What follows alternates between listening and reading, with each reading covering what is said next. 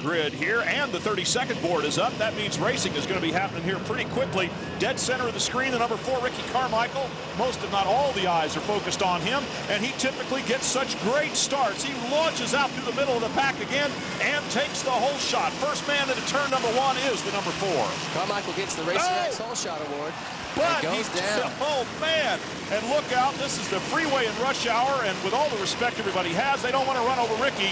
But now it's going to be Chad Reed who's the leader on his Yamaha. I'll tell you, he's the loneliest man in the world laying there in the middle of the track with 39 guys coming at him. And that is not a good feeling. He did have the bike between himself and the rest of the pack. That's a little bit more comforting, but he's got a lot of work to do now. So now it is Chad Reed out in front with Robbie Raynard out of Oklahoma City, Oklahoma on his Honda CRF 450. Here's Ricky Carmichael. We're used to seeing him out front by a margin of this magnitude, but now he's going to be chasing the tail end of the field, of course, making a lot of passes, and that puts himself at risk. Take another look at what happened here. We saw him get the whole shot, then why did he crash? Well, the dirt's a little bit wet. They've had some drizzle on and off here all morning, and you can just see the front end just goes out from under him, catches a bump, pops him back over, and that's it. You're not saving that one. Couldn't quite use Chad Reed for enough of a berm to bounce off of him. He did almost make contact tire to tire there, but yes, that was pretty much a solo crash by Ricky Carmichael, a man who doesn't do that very often, especially on the start. So he got a great start and turned it into a big problem here for the rest of this Moto number 1. Ricky Carmichael certainly will not win Moto 1 here today. Chad Reed out in front trying to hold off the rest. Yeah, Chad Reed's got a great opportunity here. You know, Ricky's coming from so far back, and this is not the race you want to be doing that. With the wet conditions, your goggles are going to go away quick. I mean, they can put as many as 24 tear-offs on, but, you know, you're going to go through those coming to that many riders. And so with James Bubba Stewart back in 5th position, Reed getting a little wild there as he tries to hang on to the lead. He got off the track even and lost the number 1 spot. Went right over the fence, had to come back on course, and now it's Raynard who's out in front. I don't remember the last time Robbie Raynard led a national, but 10 years ago, this guy was a can't-miss kid. You know, he was the next big thing. And injuries, bad luck, they plagued him. But here he is leading the national. So Robbie Raynard, if you want to say it like that, I'll go with you there, David Pingree. Here is the leader with Chad Reed in 2nd. Bubba Stewart, a glimpse of him up to 3rd position right now, and he's right behind Chad Reed. So maybe Raynard is going to enjoy that lead for a little while the 2 guys behind him battle it out. This is a great opportunity for Chad to check out. You know, he's got both Ricky and Stewart behind him, and if he can get a little bit of a lead and sort of push his pace, he could get a Moto win here. Take another look at what happened to Chad Reed, who got a little wild there and couldn't collect it back up altogether. Riding the front tire, nice job. But of course, control is an issue. Gets into a deep rut, spits him right up out of there. Yeah, he's lucky he didn't go down there. That was a great save, and it's just a good thing he didn't hit the dirt. And the bulldozer that's there for track maintenance makes the turn, comes back in, and Raynard probably had eyes as big as saucers when the number 22 came launching back over the fence onto the racetrack. Yeah, and he got lucky he didn't get banners put in his wheel. That'll take your brakes out immediately. So Chad dodged a bullet there. Robbie Raynard on the number 17 Honda out in front. Here comes Reed with Bubba Stewart. James on the number 7 Kawasaki coming inside. Can't make the pass there. In fact, stalled it. Wow, we're seeing all kinds of strange things going on here among the best riders in the world. Well, this is Chad Reed's race to lose now. I mean, that having these guys that far back, there's no reason he can't just check out. This is his race to win. And trying to get these Kawasaki KX450s or any of those big 4-strokes started again is not as easy as it used to be with the old 2-stroke machines, in spite of all the manufacturers' efforts to make them a little bit easier to refire. So here comes James Stewart now trying to make his way through traffic. And of course, the question at this point is, where's Ricky Carmichael? He's got to be threading his way about halfway up through the field at this point. Yeah, he's tearing tear-offs like a crazy man and working his way up. There you see him. He's right up to the back of Stewart. Those two are going to connect here soon, I'm sure, and work their way to the front of the pack. Used to seeing them battle for the lead. Right now, we're going to be watching both Ricky Carmichael and James Bubba Stewart battling for position. They're coming up behind Ryan Mills on the number 40 machine. Take a look at our Toyota leaderboard while we take a short break. We believe in hockey. And 2006 AMA Toyota Motocross Championship is being brought to you by Toyota, proud sponsor of AMA Motocross. Toyota, moving forward. By Suzuki, lightweight, superior power, incredible handling. It's why champions choose Suzuki.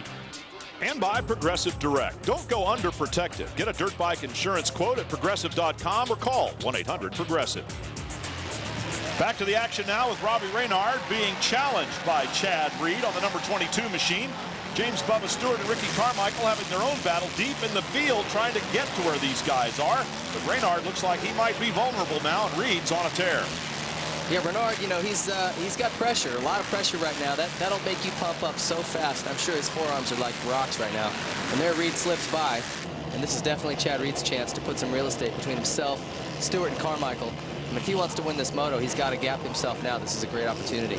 Chad Reed sliding past Robbie Reynard on the number 17 Honda. So Reed Yamaha's out in front. The Kawasaki and Suzuki of James Bubba Stewart and Ricky Carmichael much further back. And indeed, here is Chad Reed's opportunity. If he can just settle in, put some good steady turns together, doesn't have to be spectacular, just has to be error-free at this point. Wouldn't you agree? Yeah, I would agree. You know, he's just got to put in good solid laps. You have to be patient in this kind of weather, you know. Ooh, Ricky chopped somebody a little bit right Ricky there. going by the number 198, Jacob Saylor out of Knoxville, Tennessee. And I guess Saylor perhaps a little startled by it. Looked like he tipped over. But here goes Ricky Carmichael on the number 4. Up front, it's Chad Reed. Reynard staying close. When your pace is that much faster, like Ricky's is, it's hard to go by guys that are going slower. You can't really judge their speed. And not that I've ever had that problem going that much faster than other people, but sometimes he'll clip guys who won't even know it. Well, David, if I was out there, you'd be going that much faster than me. Here comes Chad Reed, going past all the FMF banners there, leaping down the hill, makes a hard left turn, trying to find a smooth line. Even though this is the very first moto, there's been a lot of practice going on out there, and ruts, huge ruts and big bumps are already well developed. Yeah, this is huge for Chad Reed. You know, he's in the process of putting together his deal for next year. Doesn't have anything signed yet, still looking for a manufacturer.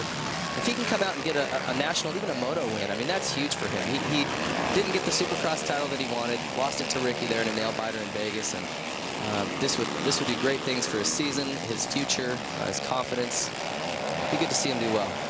So James Stewart and Ricky Carmichael now nose to tail, 9th and 10th positions respectively, each trying to pick their way through the field as cleanly as possible, not make another mistake, because points are so important. Your position in moto number 1 combined with your position moto number 2 is what determines your overall. You can give up a little bit of a race here, but you got to get all the points you can. That's right. You know, if you look at the Supercross series and the way that finished, the top 3 guys were separated by only 2 points at the end of the year. I mean, that just goes to show you every single rider counts. Every guy you get by, the difference between, especially when you get into the top 5 and points are separated by 2 or 3 points per position, it's so critical that you get every rider you can. Heath Voss losing a spot there to Carmichael as we go back to Robbie Reynard, who has now lost a position to David Vuillemin.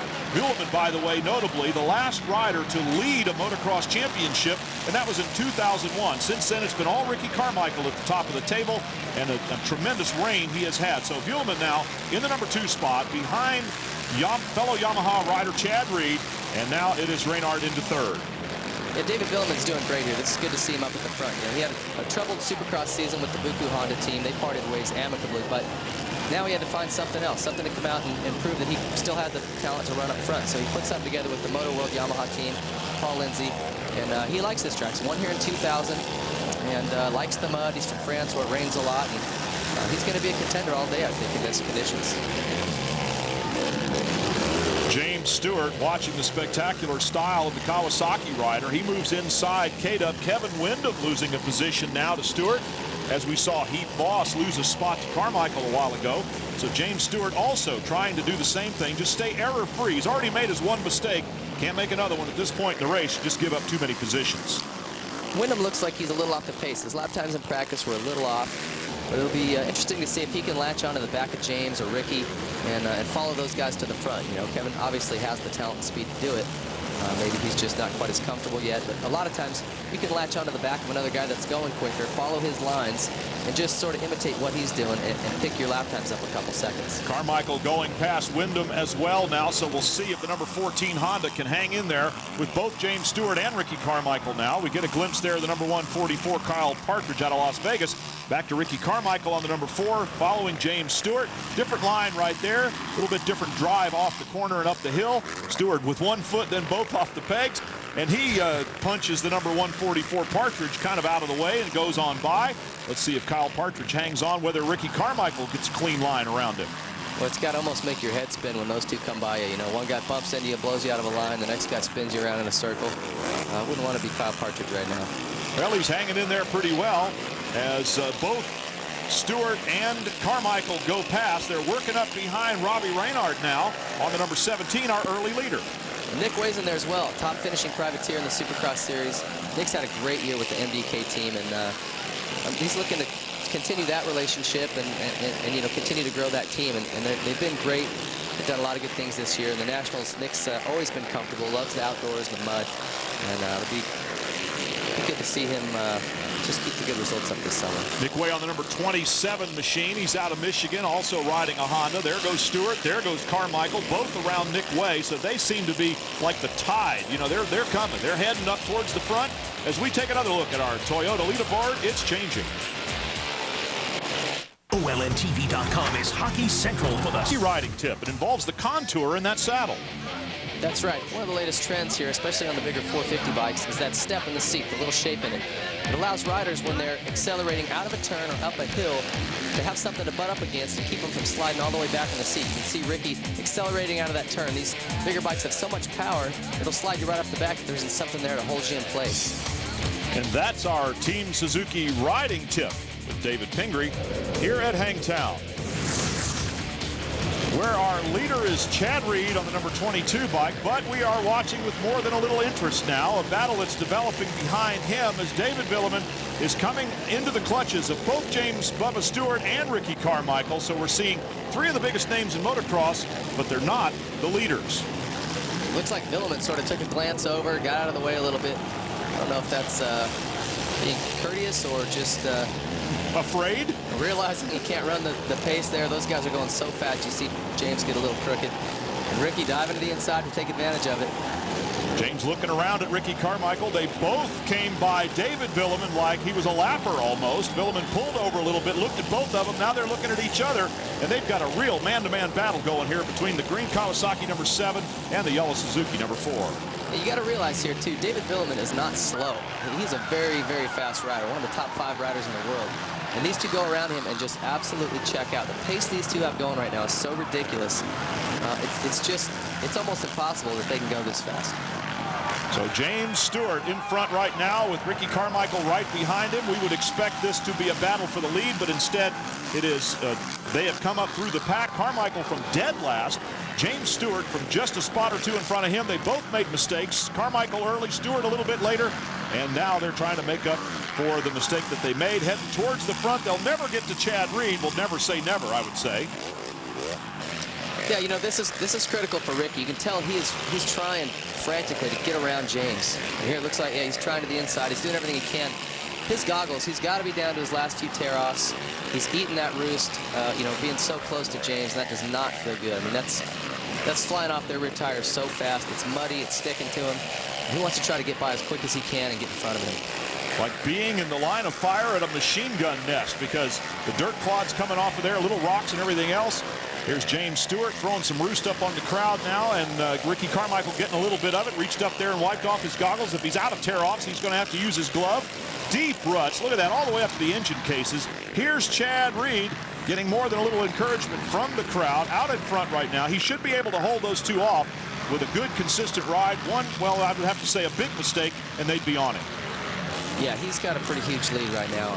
It's looking good for him. You know, he needs to get a moto win, and it would just help his confidence. You know, that's so key in this sport. Is just believing that you can win, believing you can beat those guys, even if it came at a crash that they had. How much are his mechanics and helpers along the track signaling him, keeping him aware of how big a gap he has? Oh, I'm sure all the Yamaha mechanics are keeping tabs on Ricky and James' lap times, also on Chad's lap times, letting them know the difference, letting him know his lead. It's probably shrinking a little bit, and he'll be doing the math in his head. Okay, I've got 15 minutes left in the moto or whatever. They're catching me 2 seconds a lap. You know, the pace I have is good, or I've got to pick up the pace. So believe me, they're all over there like a bunch of calculators working it out right now. A few spots on the track. They might even be able to get a glimpse of one another here and there with all the elevation changes. It would have to be on high ground. Chad Reed climbing one of the big hills here at Hangtown. And there is the gap between him and Ricky Carmichael. It is significant, but Not so bad because the laps are winding down. You can see Chad, when he came down that hill, he can peek straight over and see where those guys are at. So he'll be able to spot them every lap and say, all right, they're catching me this much per lap. So that's an advantage he's got. And those guys, again, Ricky's in the worst position here because he's going to lose his vision. I mean, this is, you can't eat roost for 40 minutes and still have clear vision. It just doesn't happen. He's trying to stay on a different line to minimize the effect. Every once in a while, he'll show Stewart a wheel. Now and then, there's alongside. Carmichael makes the move. Can he make it stick? He goes around and with a great acceleration, indeed, takes the position from James Stewart. And now it's payback time with the dirt coming off the back of the Ford Suzuki. It's Stewart that's going to have to pick his lines. You see Ricky take one little wipe at his goggles there, you know, thinking, all right, good, I'm in front of him. Now I can clean my goggles off and charge and try to catch Chad. That's what he needed to do. He had to get in front of him quick. James Stewart will try to fight back. Had a little bit of a thought there to come on the inside. He pulls up alongside again on a very different line. But Carmichael with the inside rut is going to hold on to the advantage right now. This is for second place. Amazingly, dead last to runner-up in one moto. James goes inside, tries to get a pass back. The crowd lights up. Stewart's wheels are slightly ahead of those of Carmichael there, and now he has made the pass stick with laps, with time winding down and just a few more turns to go here. These guys have been battling in the middle of the pack, now at the front of the pack, and now for the runner-up position, the final two spots on the podium. Carmichael getting wild, comes by, but only briefly. Well, this is what everyone came to Hangtown to see. These two guys going at it. They're going to do this all season long, back and forth. It is great racing, and long gone are the days of total domination. First by Jeremy McGrath. Well, we could go back further than that. Carmichael himself dominating the sport for quite some time. But in the last Supercross season and now in Motocross, it is really going to be the fans that come out the winners no matter who crosses the line first. The drizzle continues to come down here. You know, everyone in the crowd has umbrellas. And this track's going to continue to get slimier and slick as the rain continues to fall. Well, they called it an 80% chance of rain, and it was already supposed to be pouring by now, but Mother Nature, with a sense of humor, has held off. And James Stewart has now left Ricky Carmichael pretty seriously behind here. And while he will not catch Chad Reed, it appears as though Carmichael is going to somewhat surrender as we look back a little bit deeper in the field. Actually, Stewart's caught up to Chad by quite a bit here. He's cut that lead in half, I would say. There's got to be something going on. Oh, he's got no goggles on. And no goggles for Chad Reed. We got a glimpse of him. And here he is right now on the number 22 machine. Our leader has taken his goggles off. It's good old Mother Nature's eyeballs that are battling the dirt chunks right now. You know, that is the worst thing you can do is take your goggles off. It's almost like a cardinal rule you don't do. But sometimes when it's cooler like this, there's humidity in the air, your body starts to heat up, you'll fog the inside of your goggles, and there's nothing you can do. You just can't see out of them. Or you lose your tear-offs like Ricky did. He had to come through 39 guys. He just ran out of tear-offs, and eventually they get so dirty you can't see out of them. So it is definitely a last resort, but... last lap, look at this, and it is James Stewart right behind, getting into a little bit of traffic right now. Who would have thought that Stewart or Carmichael would catch Reed with that big of a lead? It's happened. These guys are incredible. This is the same move he put on Ricky right here. Up inside, makes it work. Reed tries to cross back behind the wheels, but can't do it. They're in the air together, but James Stewart has made the pass, and you get the feeling that since he caught him, he'll probably be able to pull away, too. There's nothing Chad can do. With no goggles, he can't get up there and try to challenge him. He's got to stay out of his roost, or he'll, you know, he could lose an eyeball. Jason Thomas getting the move over flag by the AMA officials now as we look at Chad Reed on the way outside. Stewart trying to pick his way through traffic down low. Up in the air here. Carmichael somewhat further back, but James Stewart coming from a crash. Actually, he stalled the bike. He didn't crash, he just stalled it. Couldn't get it started for quite a while, managed to do so, came back onto the track right alongside Ricky Carmichael. The two of them battled to the front, and now Stewart appears as though he will be the winner of Moto number 1. You know what's so impressive to me with James is he just battled back with Ricky. Usually when Ricky passes a guy, that's it, it's over. And James just wouldn't let it happen. He fought back, got him back. And, you know, that's the best way to demoralize a rider is when he gets you, pass him right back. It makes it so much harder for him to make another pass. James Stewart winning Moto number 1. Chad Reed holds on for second. We'll be back.